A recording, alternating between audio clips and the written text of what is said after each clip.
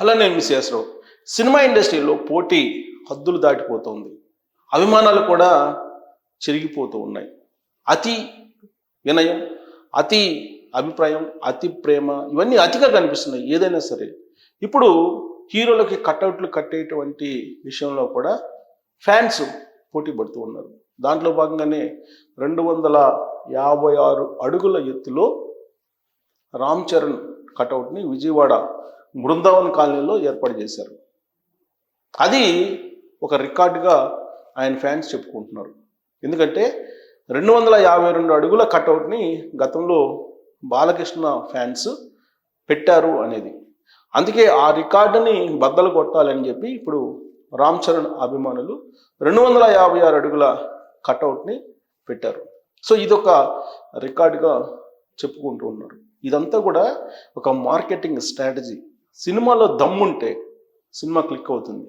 కటౌట్లతోటి, promotion తోటి, అలాగే fans అతిగా వ్యవహరించడం, వికృతంగా ప్రచారం చేయటం ఇవన్నీ కూడా పనికిరావు. కానీ ఇప్పుడున్నటువంటి పరిస్థితుల్లో సినిమాని ప్రమోట్ చేసుకునేందుకు రకరకాల ప్రయత్నాలు చేస్తున్నారు. దాంట్లో భాగంగానే జరిగినటువంటి సంఘటన సంజయ్ థియేటర్ ఎపిసోడ్. ఈ సంజయ్ థియేటర్ ఎపిసోడ్లో రేవతి చనిపోవడం జరిగింది. ఆమె కుమారుడు ఇప్పుడు బ్రెయిన్ డెడ్ తోటి హాస్పిటల్లో చికిత్స పొందుతున్నారు. ఆ సంఘటన తాలూకు జైలు అల్లు అర్జున్ వెళ్ళడం జరిగింది జైలుకి. ఆ తర్వాత ఆయన బెయిల్ మీద బయట రావడం జరిగింది. ఆయన్ని పరామర్శించడానికి సినిమా ఇండస్ట్రీ అంతా క్యూ కట్టింది. ఆ తర్వాత ఆయన గురించి ప్రెస్ మీట్లో రేవంత్ రెడ్డి గారు మాట్లాడారు, అసెంబ్లీలో మాట్లాడారు, ఇండియా కాంక్లేవ్లో ఢిల్లీలో మాట్లాడారు రేవంత్ రెడ్డి గారు. రేవంత్ రెడ్డి గారు మాట్లాడినటువంటి మాటల్ని తప్పుపడుతూ అల్లు అర్జున్ ప్రెస్ మీట్ పెట్టారు. ఇవన్నీ కూడా ఒక తప్పు మీద తప్పు చేసుకుంటూ వెళ్ళిపోయారు. అసలు జరిగినటువంటి తప్పు ఏంటి? సంజయ్ థియేటర్ దగ్గరికి అల్లు అర్జున్ వెళ్ళడం, అల్లు అర్జున్ వెళ్ళిన కారణంగానే తొక్కిసలాట జరిగింది. దాని పర్యవసానమే ఆయన అరెస్ట్ అనేది నేను చెప్పడం కాదు, పవన్ కళ్యాణే చెప్పారు. ఆ రోజున జరిగినటువంటి పొరపాటుకి చింతిస్తూ ఆయన కనుక వెళ్ళి రేవతి వాళ్ళ ఇంటికి, అక్కడ రేవతి భర్తని కానీ వాళ్ళ కుటుంబీకులు కానీ పరామర్శించి విచారం వ్యక్తం చేసి క్షమాపణ చెప్పి ఉంటే అసలు ఇంత దూరం రాదు.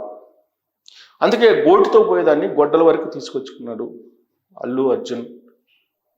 అతను ఇప్పుడు ఒంటరయ్యాడు అనేటువంటి అభిప్రాయాన్ని పవన్ కళ్యాణ్ గారు వ్యక్తం చేశారు. దానికి కారణం ఏంటంటే సినిమా ప్రమోషన్ పిచ్చి అభిమానులుకుంటే సినిమా ప్రమోషన్ పిచ్చి అల్లు అర్జున్కి ఉంది అని చెప్పి టాలీవుడ్లో టాక్ నడుస్తుంది. ఆ ప్రమోషనే ఆయన మార్కెటింగ్ పెంచింది, ఆయన రెమ్యునరేషన్ పెంచింది, ఆయన కలెక్షన్స్ని పెంచింది అనేటువంటి అభిప్రాయం ఇప్పుడు సినిమా వర్గాల్లో బాగా బలంగా వినిపిస్తుంది.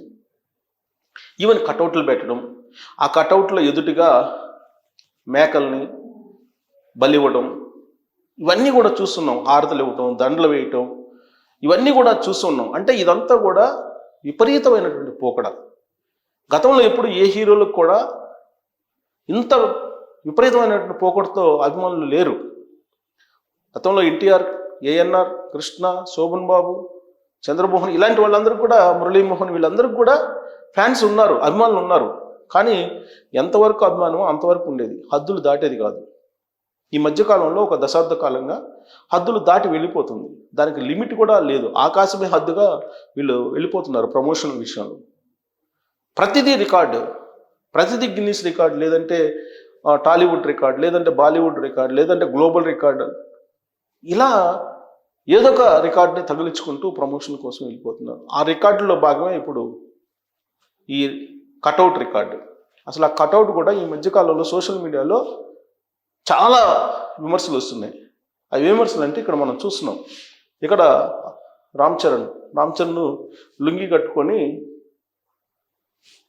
ఈయన అర్ధనగ్న ప్రదర్శన చేస్తున్నట్టుగా కనిపిస్తుంది.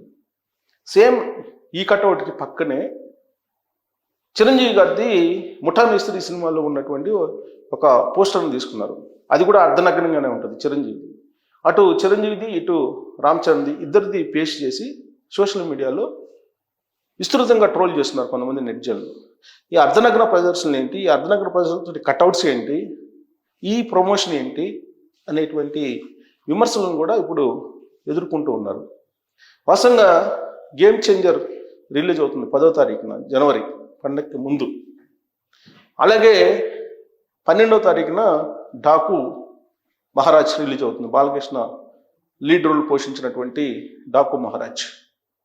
అలాగే 14వ తారీఖున సంక్రాంతికి వస్తున్నామని వెంకటేష్ హీరోగా ఉన్నటువంటి సినిమా రిలీజ్ అవుతుంది. ఈ 3 సినిమాలు ఒక పండగకి వస్తున్నాయి.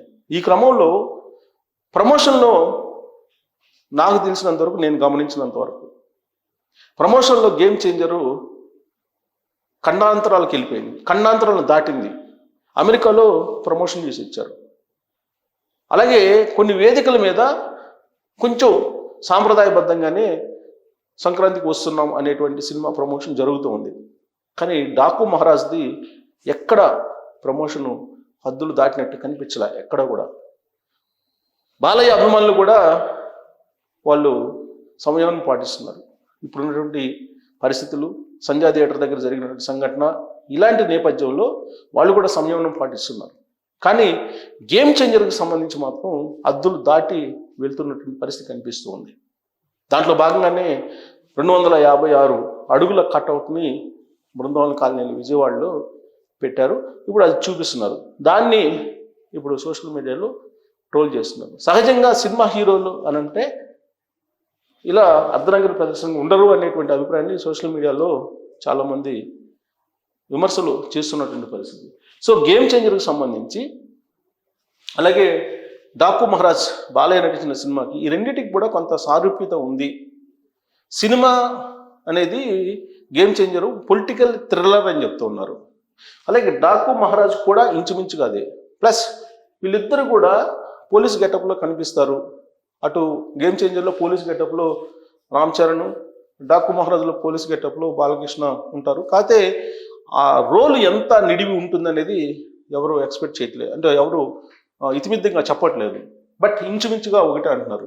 ప్లస్ ఇంకోటి ఏంటంటే, ఈ 2 సినిమాలకి ఒకళ్ళు ప్రొడ్యూసర్ గేమ్ చేంజర్కి, ఇంకొకళ్ళు ఎగ్జిబిటర్ అంటే రిలీజ్ చేసేటువంటి డాకు మహారాజ్కి దిల్ రాజు, రెండింటికి ఒకళ్ళే.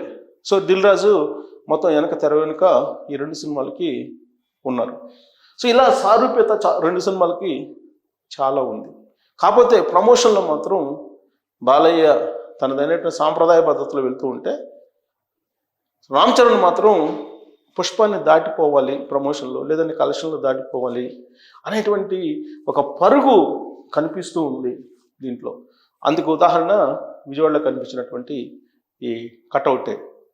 మరి డాకు మహారాజుకు లేనటువంటి ప్రమోషను గేమ్ చేంజర్కి ఎందుకు ఉంది అని అంటే, బడ్జెట్ అని చెప్తారు. బడ్జెట్ కాదు, ఆ సినిమాలో దమ్ముందా లేదా అనేది ఇంపార్టెంట్. సో ఇక్కడ ఈ ప్రమోషన్ అనేది హద్దులు మీరుతున్నటువంటి క్రమంలో సంధ్యా థియేటర్ ఎపిసోడ్ గుర్తొస్తుంది. సో ఈ మధ్యకాలంలో ఒక అతను లెటర్ రాశారు, ఈశ్వర్ అనుకుంటా, వీరాభిమాని రామ్ చరణ్కి. సూసైడ్ రిప్ అని టైటిల్ పెట్టి సూసైడ్ లెటర్ రాశారు. ఆ సినిమాకు సంబంధించినటువంటి ట్రైలర్ కనుక రిలీజ్ చేయకపోతే 1వ తారీఖు అంటే జనవరి 1న తాను సూసైడ్ చేసుకుంటానని చెప్పి రామ్ చరణ్కి డైరెక్ట్గా లెటర్ రాశారు. అలాంటి పరిస్థితి ఎందుకు వచ్చిందంటే, వీళ్ళు చేస్తున్నటువంటి ప్రచారం కారణంగా.